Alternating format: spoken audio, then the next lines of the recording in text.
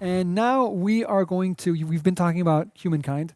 We're going to stay on the humankind subject, and we are going to have two more guests with us to detail the upcoming releases, what's coming, and just to give us some of the details. So thank you so much for joining us. We've got Noah Young, your senior game developer, and Catherine, you're a senior community developer. Yes. So tell us about your roles and what you did on the subject. You want to start with the vote? I mean, yes, as being part of the community team, of course, I'm always trying to stay in touch with the players. And one pattern we noticed is that a lot of players were saying, hang on, I can see there's all of these cool things in the last era, but I never really get to play with them because either I have pulled away from the AI or the AI has pulled away from me. It's never an even fight. Mm-hmm. So we already had that in mind when we were thinking, hey, what can we do for a new scenario? But we said, hey, let's not assume. So we put a vote on G2G. Which era would you like to see in the next scenario? And with not overwhelming majority, an overwhelming plurality of like 40% of the votes, it was era 6. And okay, when it's 40% out of 6 options, that's pretty telling. Definitely. And so we said, okay, yes, this is definitely what we should focus on. And I think it's a nice idea to add this new scenario because you need to give the players some time to play with the rebalanced stuff that we introduced in the last update, because we did the big religion rebalance in the Freya update, which is also Noah's work. I've been relying on him a lot to address the community issues. Definitely. Well, coming back to this Era 6 thing, we wanted to find something that fits well with the themes of humankind and do something a bit more historical this time. So we thought about it a lot. It's actually quite difficult to find the perfect time because you have to take into account the cultures we actually have in game. Sure. Otherwise, we can't really show something that happened or go the fictional route, which we didn't want to do this time around.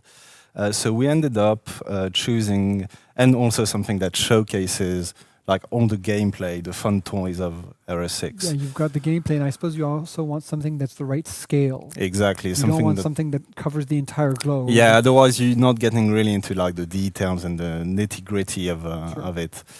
So we ended up choosing the Operation Cartwheel. So what's Operation Cartwheel? Yeah, that was my next question. Exactly. It's something that comes right after the Guadalcanal campaign. So it's the Second World War, obviously. The US has captured Guadalcanal because the Japanese are set in the region and they've got a port that's basically blocking further American expansion towards the Japanese islands. So they're trying to destroy that port, and Operation Cartwheel is a two-pronged attack where one side is basically island hopping. So this really puts forward like naval gameplay, aerial gameplay, and even landings and so on. So it's something that's really bringing everything together.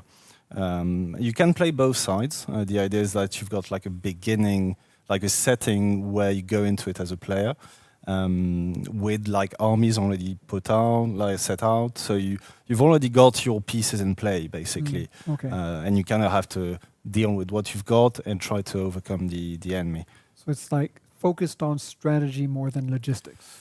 Exactly. Yeah, you'll definitely have to think about logistic because you mentioned the scale, and we did go with something larger than even huge maps to really. What do you call that? Gargantuan. Exactly. I think I didn't even name it. I was too scared of what the name would be. But yeah, basically we did something very big because we wanted to also show the naval side. You need a lot of space to really understand why naval strategy was what it was, and basically you don't really know where the enemy is. You have to send out scouts, you have to keep your main forces somewhere and hope the enemy is actually coming where you are, basically. So we wanted the player to grapple with those like strategic concepts. We also wanted a lot of areas for a certain number of territories, so that the aerial combat is also like you have to think about where you put your planes. Sure. You can't just bomb anything from anywhere. Right. And if you put them in the wrong place, then it's going to take you forever to get them Exactly, in the right place. exactly. You will have carrier groups, so you'll be moving planes around, trying to bring them to bear on the like assets you need to destroy. And obviously, there's anti-air to take into account, and that's where you'll need probably to use infantry landings on enemy beaches to find the anti-air and destroy it, which of course means you need some naval control. So it's full circle. You have to balance those three elements out and try and win. So we'll see how it goes, basically. Yeah, interesting. Yeah, I guess it's obviously it's a strategy game, but it seems more in depth of using really those different types of units, protecting with the air superiority. Exactly. I agree with the original assessment, Catherine, of when I get to I almost never play with planes because by then what's the use? No, I just definitely. can roll over. That's for sure. It's I don't need to bother. Whereas here it really gives. And what's the difficulty of the scenario? I'm still working it out. Like technically, we've never made a scenario that has like advanced. Let's say we're doing stuff like with custom names, so you don't actually have like the Japanese. It's like the IGA, so the Imperial Japanese Army, and stuff like that. Like some sort of in-house avatars for the two commanders and so on. So we're trying out a lot of stuff to see how it goes. So for the difficulty, I'll have to see how the AI actually works with what we're doing. A lot of untested ground. This is why like the image you can see on screen is a mock-up. It's not like final or anything. It's more like what we're aiming for. It's the idea more than the Yeah, exactly. We're not there yet. I think when I made that one, the AI would sell their troops. It's not the case anymore. Okay.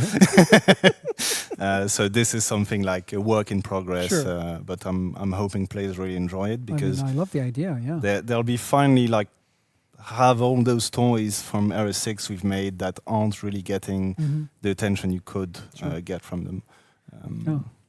Cool. And do we have a timeline for that?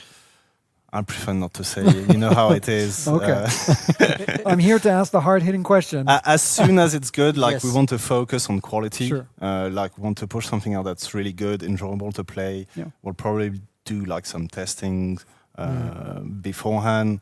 Try all this which out. will also help us assess the difficulty. Exactly. Like have people test it out, and we'll see. Like, okay, is this working? Is this fun? Well, I'm hoping it's fun. I'm sure it'll be fun.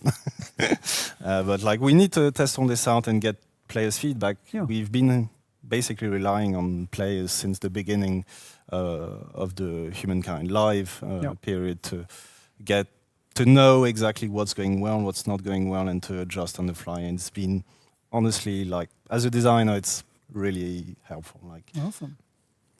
Very cool. Yeah. Well, I can't wait to get my hands on it as well. awesome. Because I agree with the original thought. You have that to let us know how hard it is as well. Yeah, well, I'm a little bit rusty, but You'll get around to it. yeah, You'll get all it. right. Okay, well, thank you so much. I'm very Thanks. excited. I'll be keeping an eye out in the next few months. Oh yeah. I'm Okay, definitely there we go. Next few months. Catherine, we're going to keep you, but not in that seat. Yes. You are going to stay with us because we are going to be talking about Endless Space 2 in the recent big patch that just happened. Yep. Noah, thank you so much. Thanks for And having I'm me. sure we'll talk again. Have a great sometime time later and a in the great evening, guys. year. All right.